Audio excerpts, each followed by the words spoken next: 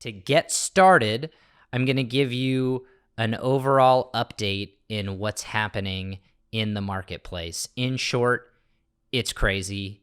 It's insane. As you heard on the last podcast, inventory is at all-time lows. There's more buying demand than ever. Interest rates are driving prices. To recap what we have found in our last few listings over the past couple of weeks, our Rancho Palos Verdes listing that you guys heard about a month ago, 6 weeks ago, 20 offers, over $200,000 or $200,000 over asking. Hollywood Riviera listing, 5 offers, going over asking with a big lease back. Not going to say how much because we aren't closed yet. And then our Redondo Beach listing that we brought out, tall and skinny in Golden Hills, prime first-time home buyer zone, affordable for a beach marketplace.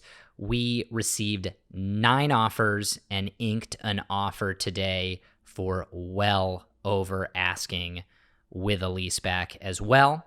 And then just for perspective on buying clients, we have a lot of clients that have moved from the beach cities or PV and say, let's go to Torrance. Let's do South Torrance, West Torrance, Seaside, Walteria, a little bit more affordable areas. Well, when you go there, those are 28 offers, 35 offers. It's even harder and more competitive, and those over asking offers will blow your mind, probably even more than the beach in Palos Verdes, just because the jumps are even more significant when you're at a lower price point. So it's not pretty crazy. It is crazy. It is insane. And I'm seeing deals get inked and getting done in closing that are going to be lifting the marketplace 5 to 10% in price just in a month or two. I mean, that is how crazy it is that we could see prices jump 5 to 10% in just 2 or 3 months based on the deals that are about to close. It is just insane. If you are considering an off-market sale or your realtor is recommending that you sell off-market, that is hogwash, and you need to bring it to the MLS. There may be a 1 out of 100, probably more like 1 out of 1,000, maybe not 1 out of 1,000, 1 out of 100, I'll stand by, of maybe you consider off-market. Maybe you have a pristine, ultra-luxury home with no comps that you could maybe ask for a crazy number off-market, and really it's at the discretion of the seller and buyer, and they just make up a price. Whether it's on market or off market, or maybe there's a very unique situation at home or with the property, but more than likely 1 out of 100 chances that maybe is a consideration, but more than likely you will lose money if you sell off market. Don't do it. Which leads me to believe when you are selling your property, you also need to consider how to run an orderly sale. And not all agents do this. Newer agents have to learn it. And I find a lot of agents botch it, period. And everyone has their own style, and maybe I'm hyping my style a little bit too much.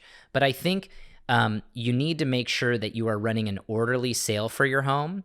And that includes, number 1, having it on the MLS long enough for the market to absorb it. I'm not talking about one day and accept an offer. I'm talking about bringing it on a Wednesday, letting people plan their Thursday, Friday, Saturday, and Sunday showings, and letting it stay on for a weekend through a week to make sure the market absorbs it and you get all the potential buyers. That's number 1. Number 2, you should have a very clear offer date and deadline cutoff so people get it in. And then you should have an orderly best and final round. That's number 3. And normally the way I like to do it is I go, not all offers will be countered. It will be the top 5 out of 20 offers that are coming in that will be countered. And what that does is it helps the buyers put a really good foot forward on the first round and not under offer on your property because they want to make it to the next round. And then you have a best and final round where people are going to stretch even more. I find that gets people top dollar. There are too many agents right now that are getting 28 offers, not telling anyone, and accepting a quote-unquote incredible offer. How do you know out of the 28 offers that the other 27 may not be willing to beat that unbelievable offer and didn't think it would go that far, but has the firepower to do it?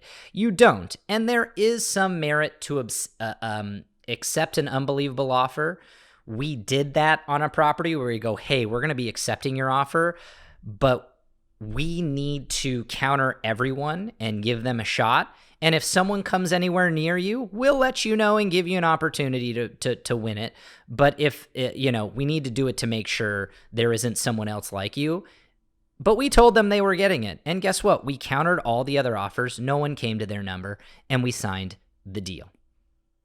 And then when all those offers found out they didn't win it, they're like, whatever the highest offer is, we'll match it. And then that's a good situation to be in. But you got to have an orderly counter round.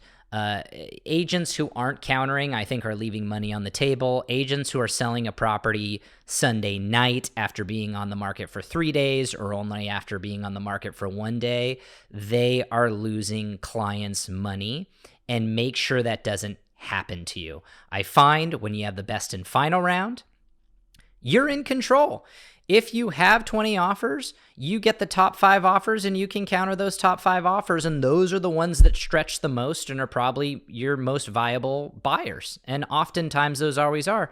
You can still counter all 20 offers. The 9 offers we received and accepted today on our Redondo Beach Tall and Skinny, we said we were only going to counter the top 5 offers. We decided to counter all 9 just in case. And guess what? The top, 3 offers were the ones in the running anyway, and the bottom offers didn't come up anyway. But it's your prerogative to change the rules after if you want to counter everyone. So I'm going off a little bit on a tangent and anecdotally, as I said, but really make sure your property is on the market. Everyone can see it. Everyone can get in. Everyone knows the offer date.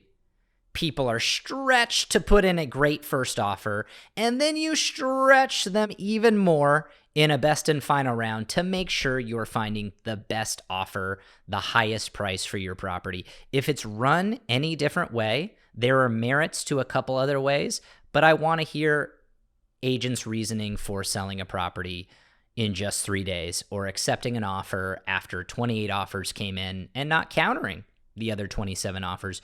Don't let that happen to you, and make sure you're telling your agent how you want it, how you want your listing being run.